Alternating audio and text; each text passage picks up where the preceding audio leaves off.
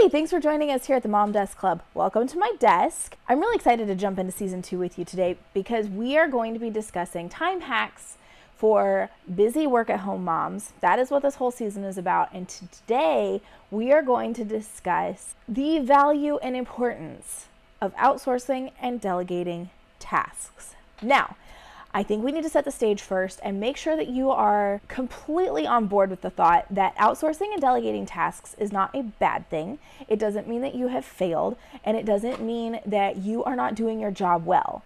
It means that you are being wise with your resources, you are being wise about your time, and you are being wise about your own energy levels. You have to outsource things at some point in your work-at-home mom journey, because while I get kind of iffy about the whole statement of you can't do it all, the fact is you shouldn't be doing it all.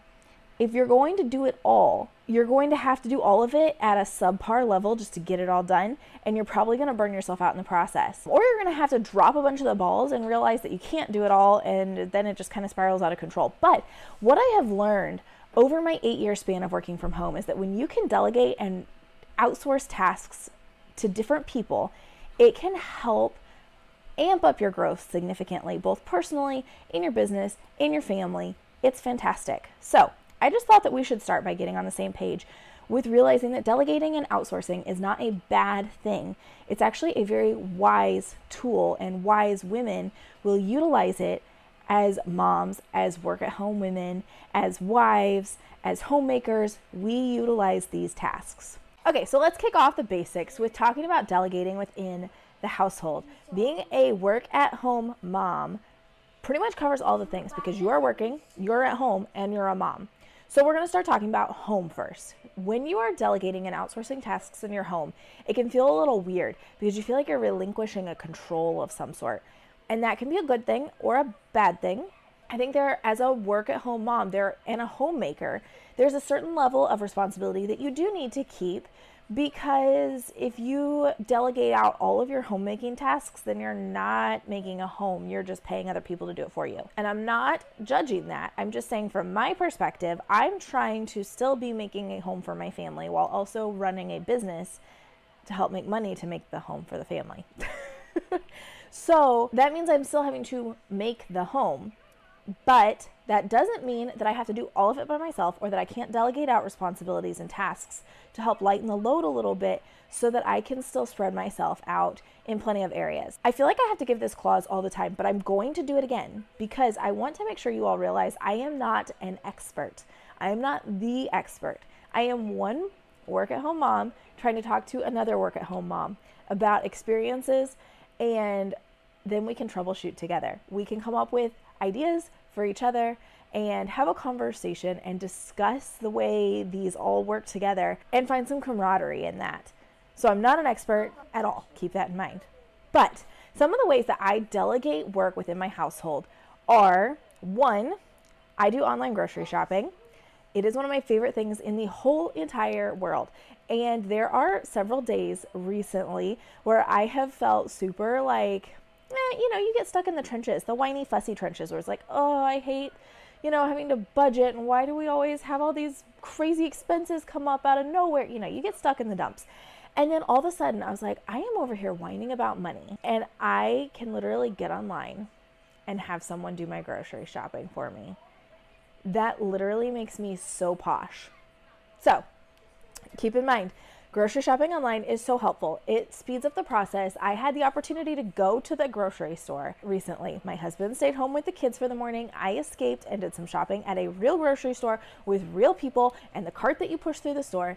And after doing that, I came to the conclusion that while it was enjoyable to get out and make eye contact with people and smile and wander through the store, I don't want to do that very often. It was such a huge, I don't want to say waste of time, because it wasn't a waste of time. I really enjoyed myself. I had a lot of fun. But if I'm actually just getting into grocery shop and get things done, like we're on a time frame, we got to get things finished, I am not going to go wander through that store. I, for the life of me, couldn't find anything in the store. It had been so long since I had been in a physical store that I couldn't find anything. And I'm like wandering all the aisles trying to find things, and I'm like pulling them up on the app, and I'm like, it says it's an E1, but where is E1? I can't find that aisle anywhere. So I'm not going to make a habit out of regular grocery shopping because it takes so much time to wander through the aisles.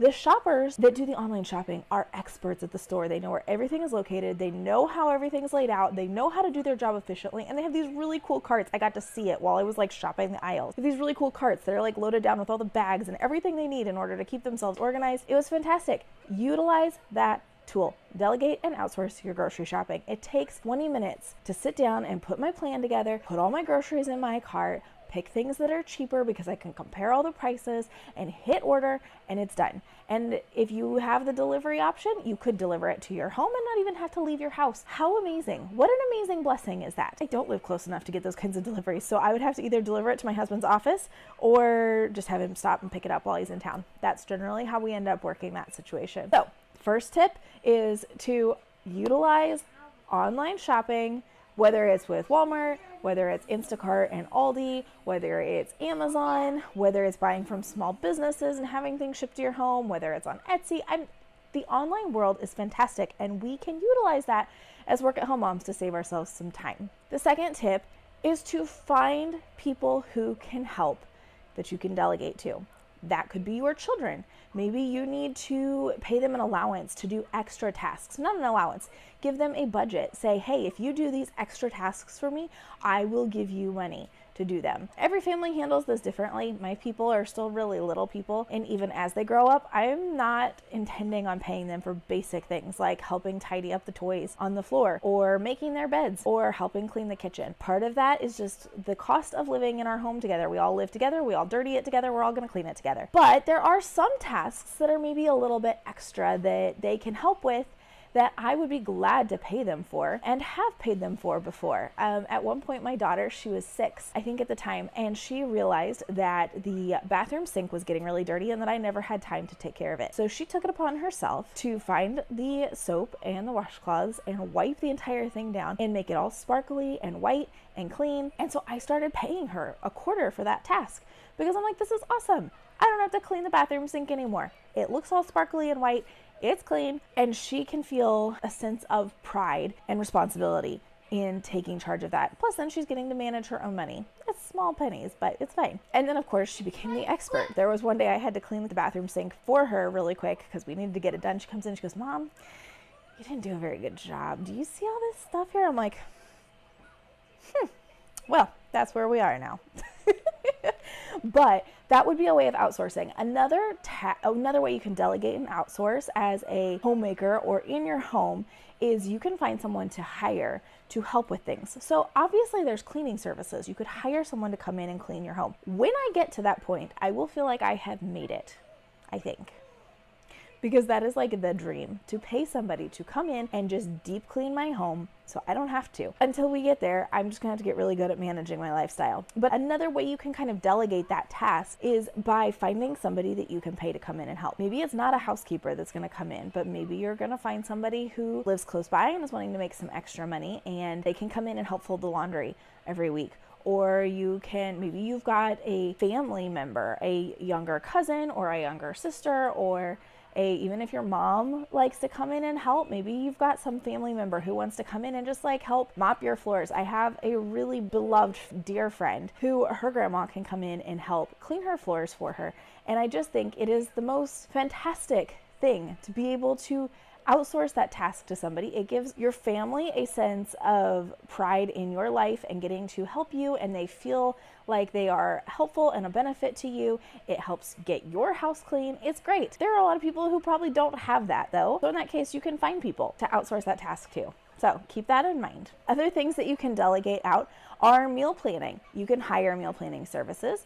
I, at one point, purchased a 365-day meal planning calendar, and it literally had ideas for breakfast for every day of the week, ideas for lunch for every day of the week, and it had a dinner menu and shopping plan assigned to every day of the week. Guys, do you realize how much pressure it can take off your plate when you pull it up and say, what am I supposed to make on January 3rd? Oh, we're supposed to have enchiladas today. Great. And because it came with the shopping list and I submitted my grocery order last week, I already have all the ingredients for that too. Guys, it takes so much pressure off your plate. I ebb and flow through this. Sometimes I'm really good at it and I'm really on the ball, and sometimes I'm not. And on the weeks that I'm not, we're eating a lot of spaghetti and tacos and hot dogs and random things that I'm like throwing together spur of the moment. But on the times when I can be on it with meal planning, it's amazing. So I will try to remember to put a link down in the comment to that 365-day meal planner that I used because it was so helpful. Another one you can look up is $5 dinners. I believe her name is Erin. It's been a long time since I've actually gone to the site, but I purchased her meal plans back when my husband and I very first got married. At the time they served 4, which was perfect because we could eat dinner and then each of us would have lunch for the next day. And she had month-long crock-pot menus.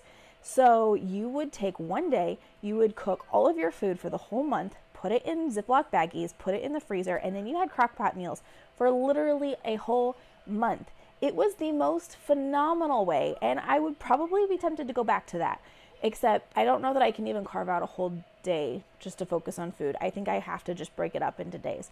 But even if I could focus on that and have 30 meals set aside in the freezer, that would just be, imagine the freedom.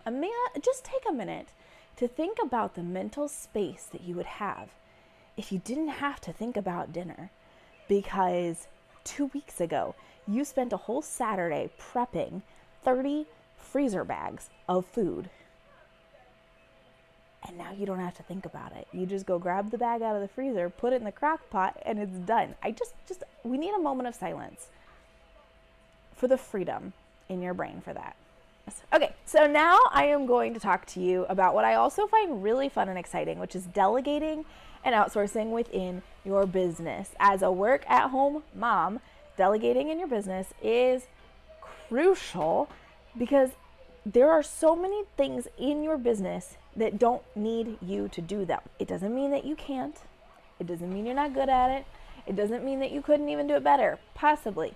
It does mean that sometimes you have to relinquish that control, let somebody else do it because they are also good at it. They deserve to make some money, and it takes some mental load off of you so that you can focus on the other things that you need to work on.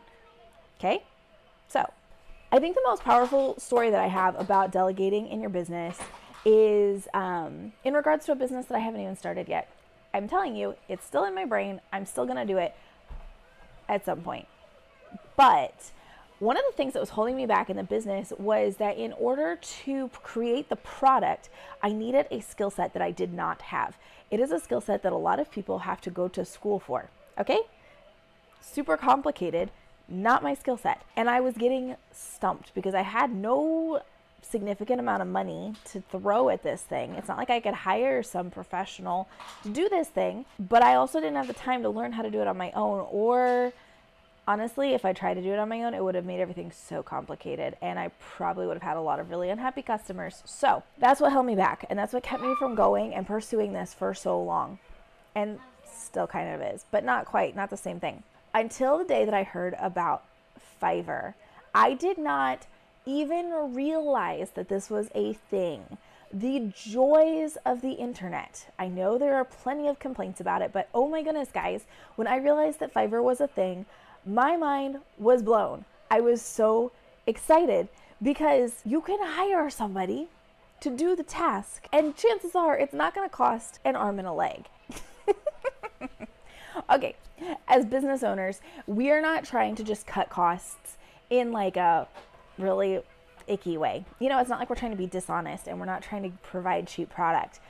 But there are a lot of things, there are a lot of expenses as business owners, and sometimes you have to find a more efficient way to get the job done that also is not going to cost you half of your salary to accomplish it. And the fact of the matter is that as business owners in the US, to hire somebody in the US can cost so much money.